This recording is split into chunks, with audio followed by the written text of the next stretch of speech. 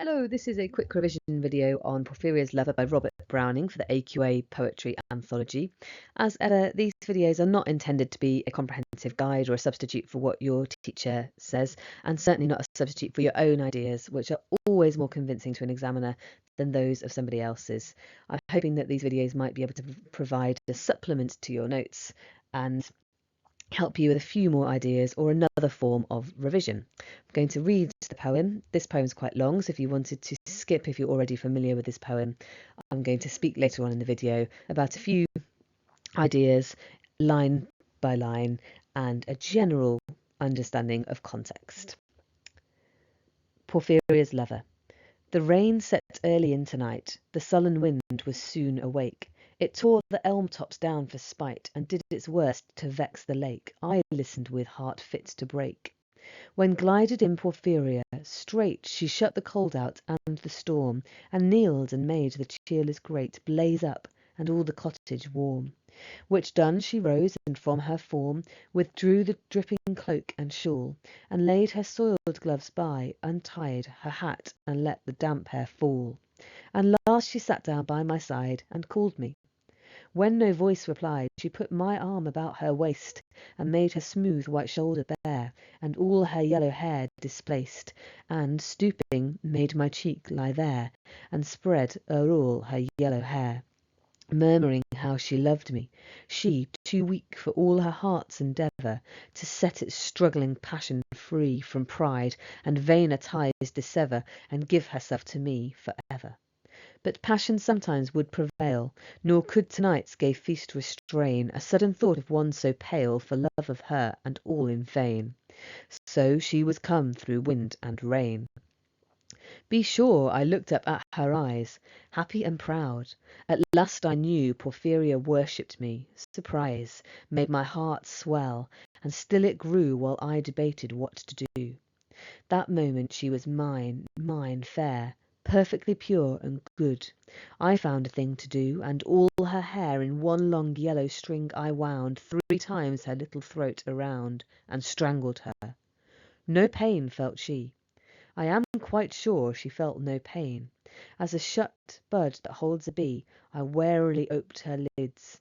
Again laughed the blue eyes without a stain, and I untightened next the tress about her neck. Her cheek once more blushed bright beneath my burning kiss. I propped her head up as before, only this time my shoulder bore her head, which droops upon it still.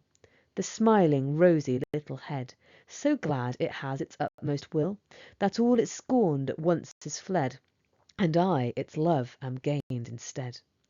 Porphyria's love, she guessed not how, her darling one wish would be heard, and thus we sit together now, and all night long we have not stirred, and yet God has not said a word. So, in brief, this poem is about Porphyria, who has gone to visit her lover on a stormy night. She makes him feel happy by tending to the fire. The narrator is worried, however, that she will eventually bow to societal pressures and leave him. So he decides to murder her by strangling her with her own hair. He then sits with the dead body, propping her up to lean against his shoulder and waiting for God's judgment on his actions. For context, this is one of Browning's early dramatic monologues, written during the Victorian times, in which the narrator appears as a distinct character from the poet and tells a story as if they are telling the story to somebody else.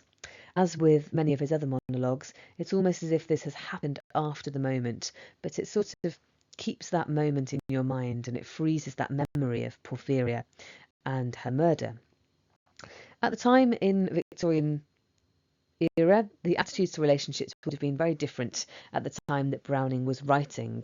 So sex before marriage would have been much more frowned upon than it is in today's society, and the idea of Porphyria sneaking away from the party to spend time with the lover, with the narrator, might have been seen differently. There was also, despite the perhaps prudish attitudes of the Victorian times that we typically know, there was also this fascination with sex, and so I think this is playing into that interest of society.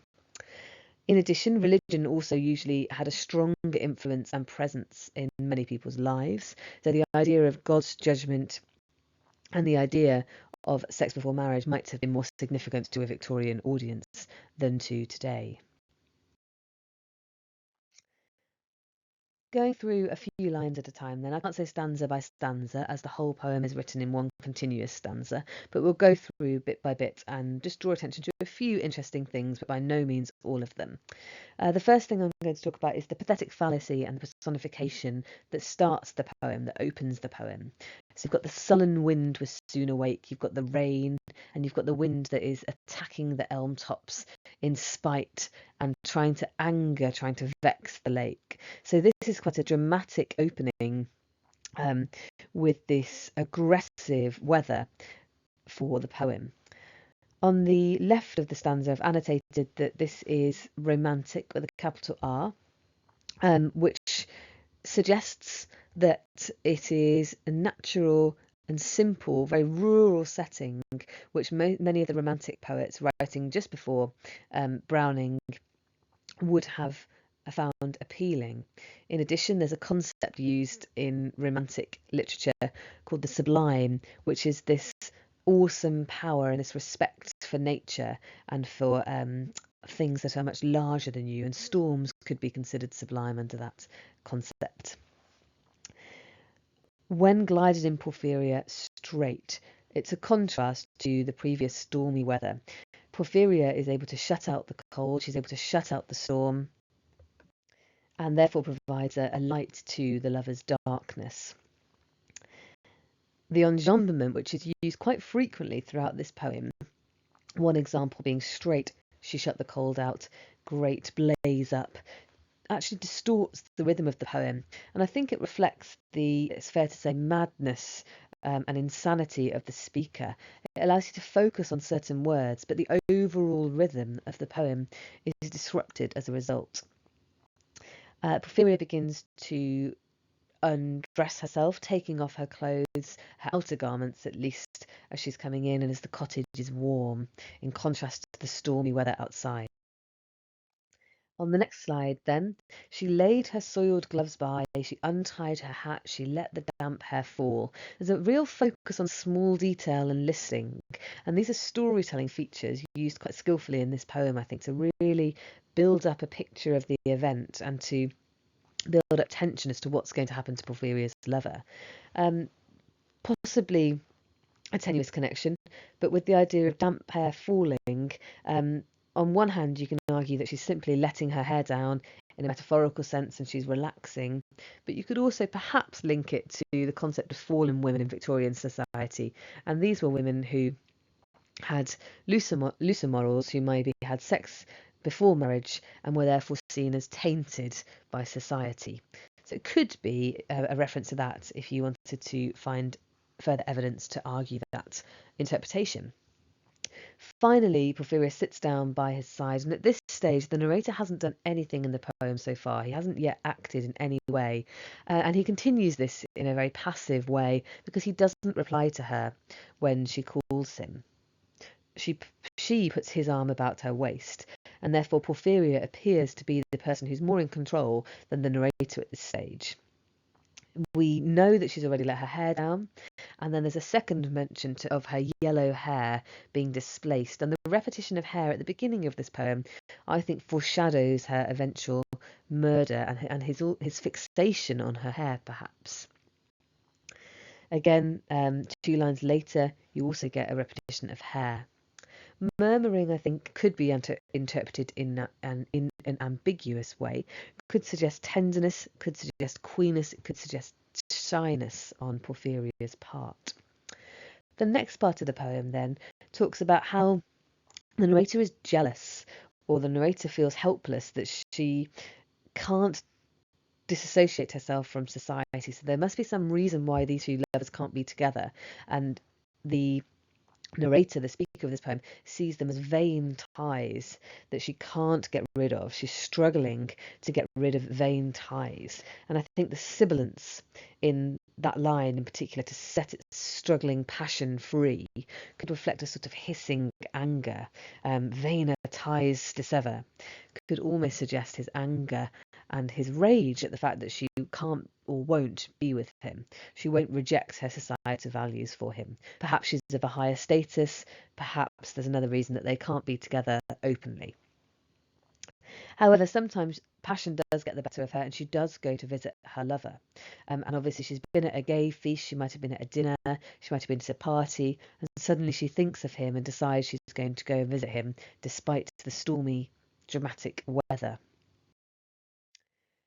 Be sure I looked up at her eyes. This is the first action of the speaker, and because of the nature of a dramatic monologue, which is speaking to an intended audience, it almost feels as if the narrator is speaking directly to us and using imperatives to command his audience, be sure, which is quite disturbing, especially given the rest of the poem.